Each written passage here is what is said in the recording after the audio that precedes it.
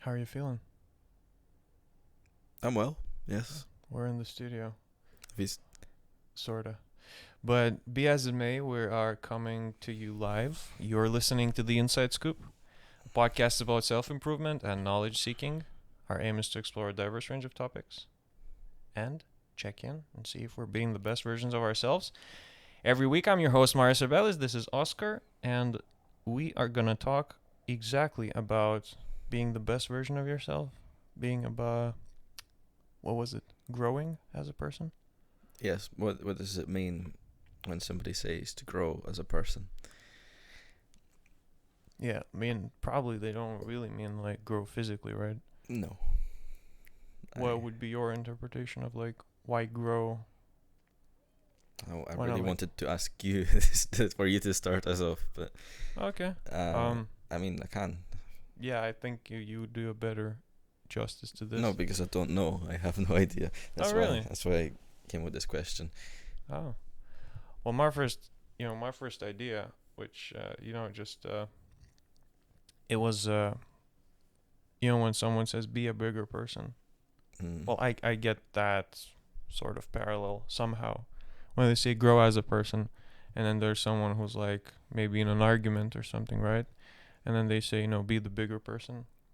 I think that these things are probably somehow related, and it's like bigger you are, the more, I don't know what sort of words you could attach to that, right? Like smarter, wiser, more empathetic, nicer. Like the what could the bigness mean, It's like they don't say, "Oh yeah, just be a nicer person." Like don't argue with the person. Just like, "Yo, just be a bigger person. Just let it go or whatever." I don't know, it's like it's kind of an interesting topic. So what's the connection that you see between the two phrases? Oh, it literally refers to the size of a person, Okay. which is like, I don't know, they probably mean sort of similar things, right? No? Don't think so? No. No? No, like I mean, I think to be a bigger person, when you say it, what it really means is in a situation where you've got two people, there's conflict, Hmm. and then you're supposed to be the bigger person and let go and let it go. Take the wiser stance and not engage in conflict, perhaps, or let them have something and not have Yeah. it yourself. Whereas to grow as a person, I just said I don't know what it means, but on a higher level, I don't know what it means. But basically, what I interpret it as is, or how it's used, I think, is when you have an experience, a Mm-hmm. certain tough experience, and that makes you grow as a person. I feel like that's the situations where it's used. It's interesting. What about, well, the conflict that you're having with the person? If you trying to be the bigger person, then you also grow as a person in that specific Yeah, situation, so right? there's that connection. Mm-hmm. But I think the deeper question that I was trying to ask is, what does it actually mean to grow as a person? Does a person, can a person grow more than another person in their lifetime? Mm. Or do we all start somewhere, have a weaving path, Yeah. but ultimately end up in the same place, obviously the grave? But do we just complete like a cycle, a life cycle, like a plant does? All of the other things that happen, are those just to distract us from the fact that our lives are all the same? Just hitting me with some deep stuff, man. I mean, right. So to grow as a person probably means progress, right? Mm-hmm. Because we're usually expected to always do better, be better, perform better, all that. And technically, when you use this definition, there's no end to the growth. There's always more. You can keep growing. On the other hand, in terms of the human life itself, us as species and as like organisms, we do have our growth curve when we just like go up, and then we reach a certain peak at our growth, and then we just start shrinking. Well, physically in size and um, yeah, but I think this probably means mentally grow, something like that, right? Like not physically, obviously. Mm-hmm. I mean, unless they're a bodybuilder, then you would say like, keep growing, man. I'm growing as a person. Yeah, I mean, depends on what a person means, Literally. right? Like maybe your person, how you define your person, is literally bodybuilding, right? So like your essence is intertwined with the bodybuilding process and how much muscle you have. Thus, growing as a person, if you define your person like that, means grow your muscle, right? I guess you could potentially interpret it in that way if you're a bodybuilder. Yeah. It would be related. If you have an experience as a bodybuilder when you get injured and you come back and Oh, then you gain it all back, you've grown as a person growing back. in two ways. Oh man. Yeah, that's weird, huh? Anyway, so how is your growth journey been going? You remember the uh having cold showers and all that? Is it still going? Right. Yes. It is still going. Although I think it was Wednesday maybe. Hmm. That I only showered my head with cold water. So I'm kind of ashamed of that. But other than that, every day I still have been having cold showers. Though since starting the internet detox, I don't know if that was the thing or if it was just the increase of responsibilities right now. But I've not been having the cold showers the same way. So before I would have them I would even have them in the morning, middle of the day, and then before I went to sleep. Nowadays it's and I was like I didn't feel it was just like a thing. Mm-hmm. But nowadays I have to get myself there mentally Oh. to go and step and turn on the cold shower, and sometimes even stay up way too late because I don't want to take the cold shower. But as I said, I set this thing up to see how long I can keep doing it. So I guess if we count the time I showered my head only with cold water, if we count that, then I've still been going. I don't know for how long now. A lot of a month probably. Do you know why this might be happening? Yeah, I've got an idea. And so since starting the internet detox, and then starting to go to the library to work there, I think particularly the internet detox, like not having access to play video games that I did play. So like Fall Guys, which I used to play a lot, or I've not worked out as much anymore. I don't listen to as much music. So I feel like the cold showers were kind of there to balance these things out. So I would get and we call this the hot state, right? Yeah. Okay. And I wouldn't at hot cognitive state, whatever, because there's some confusion there still for me. And then taking a cold shower would be like putting yourself back in a cold state. But the important thing was that there was this big contrast. The cold shower was like this really, I'd get really hyped up about something. Not hyped up, but get the blood pressure up and everything, like the blood circulating, especially after a workout. So after a workout, it's particularly easy to go jump in a cold shower. After playing Fall Guys, I guess, if I'm trying really hard as well, get the blood pressure up, jump in the shower, cool down, like the opposite. It counteracts it. But nowadays I'm just kind of more like smooth lining. Do you feel like you have naturally gotten colder, as in like in a cooler state? No, I think we have our body temperature and there's no defying our biology, but yeah, but like mentally you can put your mind in a cold or a hot state. right, in that sense. So you Yeah. by depriving yourself from the like the easy dopamine and I don't know, like easy way out to get into hot state more and more often, right? You just Mhm. probably have trained yourself to be in the cold state a bit more. No? Yeah, well, it's something I did not unsuspect. Mhm. Uh, I kind of was aware that once I stop having all these intense stimuli, that my emotion or emotional state is going to be more level, meaning I don't have to balance it out with a cold shower. Hmm. So I'm not having something really nice and then I have to have a cold shower, which is not really so nice. Yeah, okay. Which it's more like, and I've talked about this before, and I strongly believe in it, where you can have your emotion is basically like the yin and yang. They all, in the end, over time, they neutralize, they balance out, they cancel out. Mhm. We can go into that as well, but basically, what you can do though is minimize the fluctuation and the frequency, so magnitude and frequency. So you can have, you can be going like this.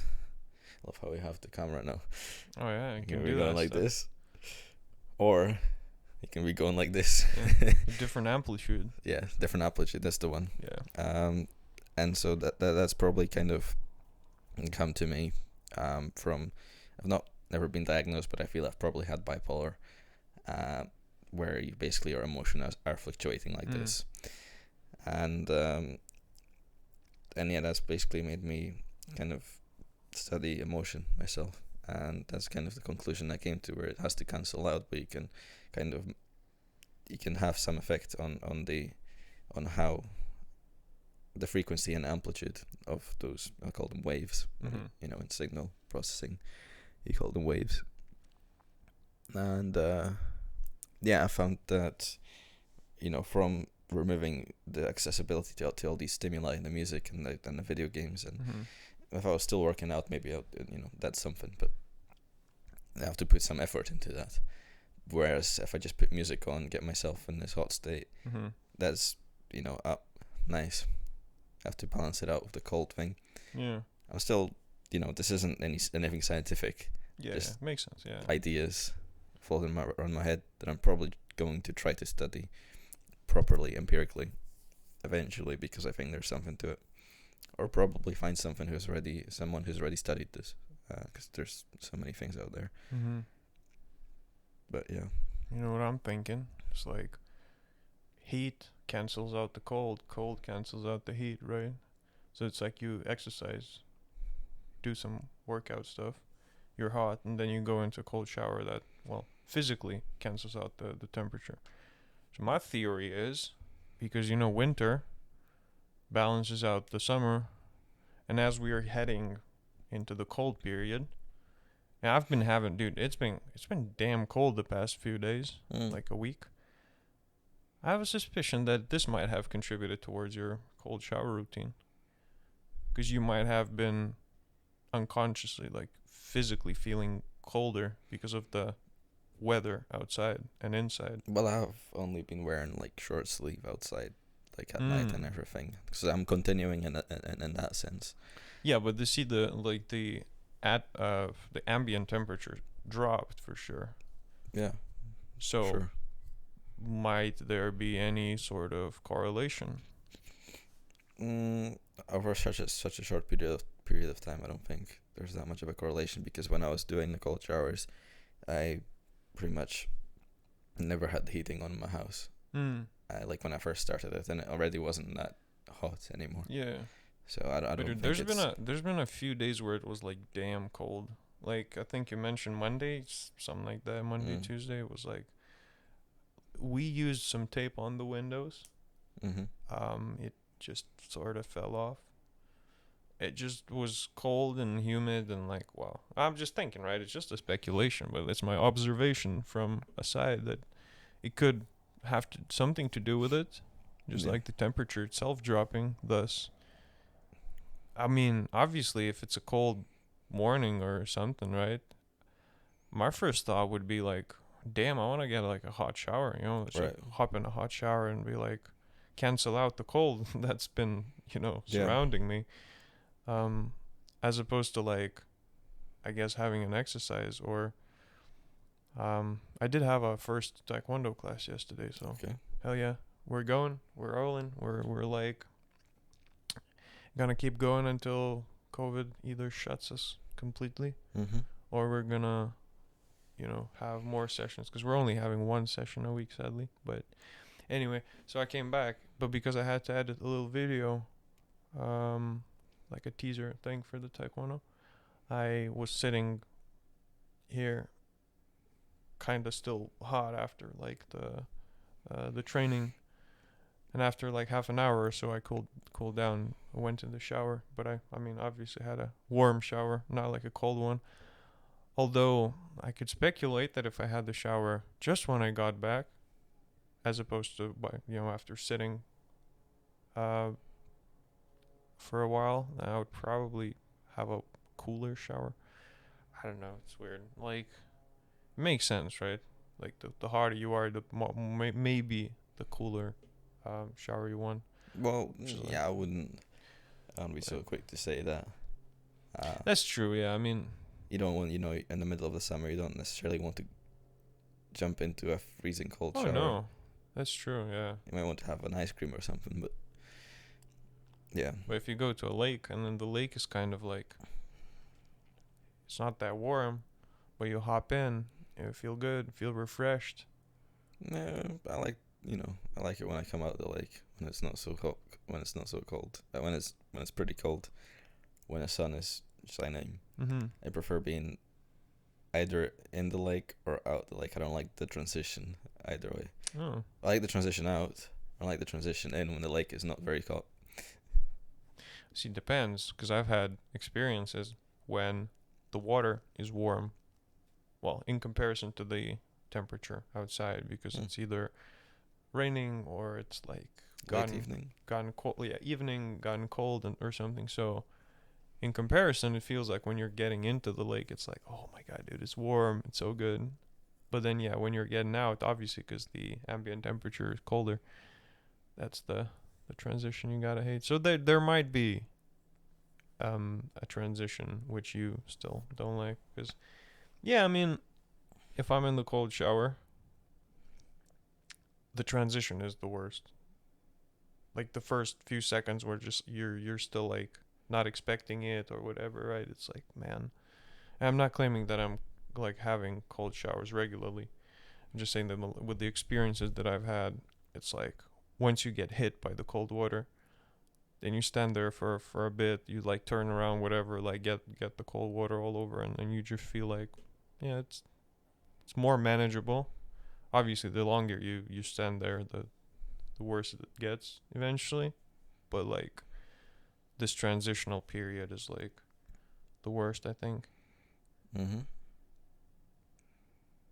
Yeah. Yeah. So. Well, what having the hot cold showers really helped me to see is kind of track.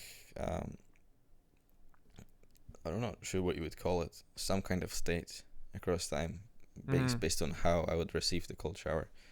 Because sometimes it would be just actually nice, and other times it would be dreadful. And that wasn't like in the beginning it was dreadful, and then later I got used to it. It was nice. It's just kind of also sometimes it was nice for a while, and then for the next week it's kind of dreadful, and then again it's nice. So you think it's like a point of reference, sort of, where you can have a cold shower and then look at how you react to it, and by that sort of understand what Yeah. you're feeling. Well, I don't know if there's any use to it for emotion, like you're managing your emotional state or whatever. But it's interesting either way, for finding out about it, for finding out about how the emotional state works. I think like in the future, like 50 years or 100 years from now, they'll look back at us talking about emotion and they'll just laugh, because emotion won't be a thing spoken anymore. It'll be because we'll understand what it is, and it'll be Maybe like, they won't laugh because laughing will not be an acceptable emotion. An acceptable emotion would just okay, be to well, transfer some, I don't know, electrical impulses in the brain through the interface into another person's brain, so that the other person would sense that, oh hey, look at that, this person is having a good Okay, emotion. okay, Let's fake okay. a laugh. Let's assume that that doesn't happen yet. That somehow we understand Yeah. emotion. We might Yeah, still I refer get to what it you're as saying. that, but you know how we add different words to refer to, or when we didn't understand the atom or whatever. Mm-hmm. Um, we don't misunderstand the atom today, and we don't talk about it in those words. Like, was it Aristotle that thought everything was made of water, fire, and I can't remember. And then there was another contemporary at this time. It was less popular, but he had the writer, a more Mm-hmm. correct idea of what the atom is. That is very close to what it is today. Mm. Yeah. So I feel like emotion Yeah. might be the same thing in the future. Yeah, because I mean, I don't know if we understand emotion properly these days, right? Like, probably have psychologists, people who study people, Well, the and trouble is you have to something. take philosophical approach to it. Mm. Okay. Um,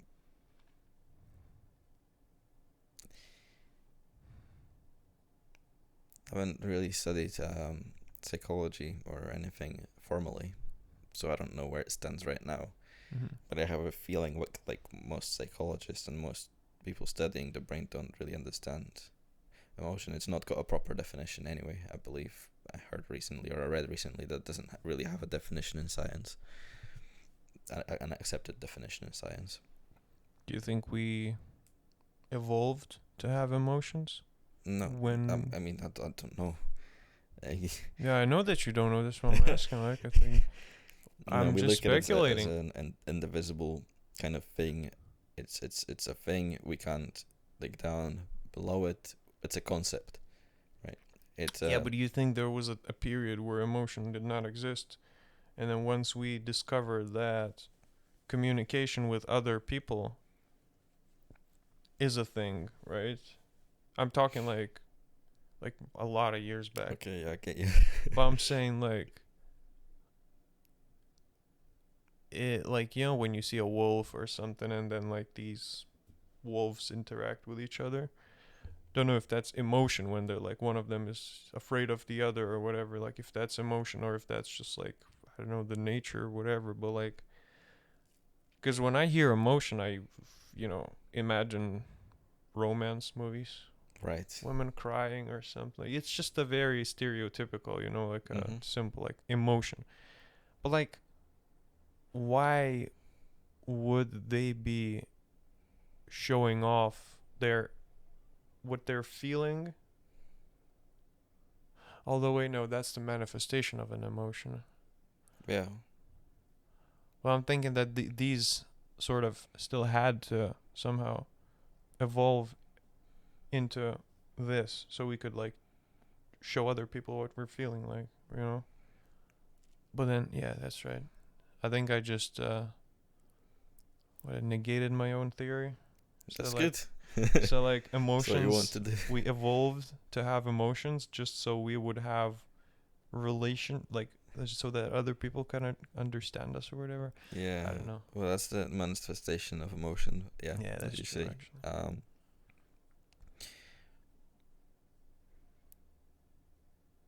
It's an interesting one. Yeah. I mean, I'm still looking at emotion and still trying to figure things out. I think most of my ideas right now are kind of tied back to emotion in some way, because it or my idea of what emotion is influences my philosophies Yeah. and stuff. You know, yeah. The thing with what I'm doing is I'm making some assumptions, Hmm. in particular about what emotion is, Yeah. as I see it as something that doesn't hang on your interaction and your experience of the real world. It's relative, right? You could be super rich, but eventually you're going to be miserable Mm. anyway. Okay.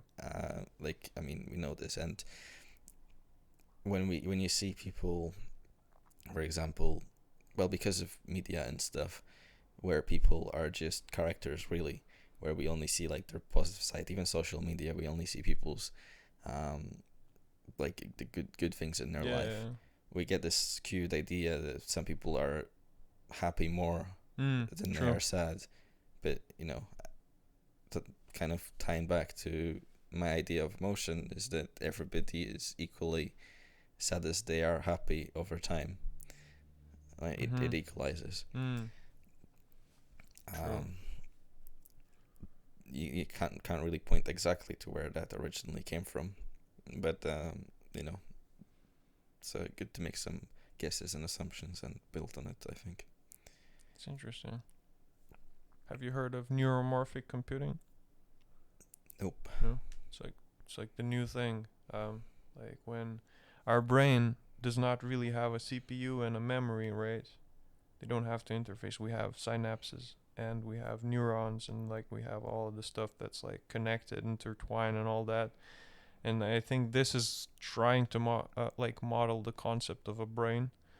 And I was like, yeah, this is probably a revolutionary thing because now we've gotten our CPUs so small and like what is it, 7 nanometers, all that. Like we're slowly approaching the limit of how small these transistors and all can be. Because like to put it plainly, if you make it even smaller, then you have the tracks in which the electrons or like the electric impulses are traveling. They're just gonna start jumping to another track and like fail everything. But anyway, this is like a new concept, right? I imagine what happens if we actually get this done and we simulate a brain. Would that computer have an emotion? Will I feel any emotion somehow? I feel like that way some emotion would have to be someone programmed into, or if it was a simulation only. But if it was something that you put together, you turned it on, and somehow its makeup created a new consciousness, then I guess it might have an emotion. But the idea is also kind of tying emotion to artificial intelligence, where right now our artificial intelligence is very specialized. Yeah. But even like just computer programs, algorithms, which you just do one thing, take in some input and deterministically produce some output. Deterministically to us because everything happens deterministically, but we can actually determine what the output's going to be. Whereas with machine learning algorithms, we put something in, we can't exactly, but we have them because we don't know. Yeah. So what's going to come out It's the like other the end? YouTube's black box when it's now spitting out recommendations and banning people left and right, and then people like, what the hell is it doing? And like, yeah, you don't know what it's doing anymore. So on It's that gaining consciousness, on man. that end of the spectrum of like, I call it the spectrum of consciousness, we have those very specialized machines, and then further along we have the general intelligence, which is us and other animals as well, but let's focus on us, and we exhibit emotion. Now I'm trying to figure out if emotion is something that is something that helps us, or that is contingent, I don't know if that's the right word, on us being a general intelligence. So that is it something intrinsic to a general intelligence? Yeah. Because you kind of, I think, need this fluctuation, this uncertainty. Yeah, something has to happen. Like general purpose AI is eventually gonna gain emotion and consciousness, most likely. Like I don't know, dude. I mean, unless the emotion doesn't come from the brain, it comes from don't know what chemical reactions happening, but they're still managed by the brain, right? Should be, at least. That's my theory. Anyway. Yeah, I know. I would describe it as we can. The emotion is just a result, or the result of the process of our machine up here. Yeah. It's the result of how it works. It's not predictable in a lot of ways, and that's what makes it. I guess that's in my view. Maybe the unpredictability of it, and what we describe as emotion, and whether it is the cause or the result of it is what makes us is one thing that makes us a general intelligence, because we kind of randomly start to look at ideas, and whereas you've got a very specialized algorithm, it's quite deterministic for us. what if you have this input, what's the output? With us, it's also going to depend on what we call the emotion, but the emotion could just be the result that we feel physiologically to the process inside the brain. Yeah, I see where you're going. It's Yeah. like, I mean, humans are still, well, computers. We're like, you know, that's no, I don't know. It's a weird thought, but I mean, I think we could come back to emotion sometime in the future when we're read up on it more and like try to analyze it a bit further. Yeah. I feel like it's an interesting Sure. topic to like actually look into. It'd be fun. Yeah, I've been probably analyzing it for 2 years. Oh man. But you definitely look at what other people are talking about. Yeah. Well, I have to run. We have a shortage of time, sadly, this time. I mean, we're coming to a close. This was our first ever actually video podcast. So I don't know how it went. The framing probably didn't look all the best, you know, half of Oscar is cut, sort of. But you know, it's our first studio thing. Had it successful, you know, that's good, gotta say. Had a nice conversation with you. Thank you. Me as And well. maybe next week have another one. Oh yeah. Just as always, gotta keep it rolling, man. Well, thank you for listening, everybody. Thank you for watching it. Subscribe on YouTube, Spotify, Apple Podcast, anywhere you find this. Give it 5 stars on iTunes if you enjoyed it. And see y'all later.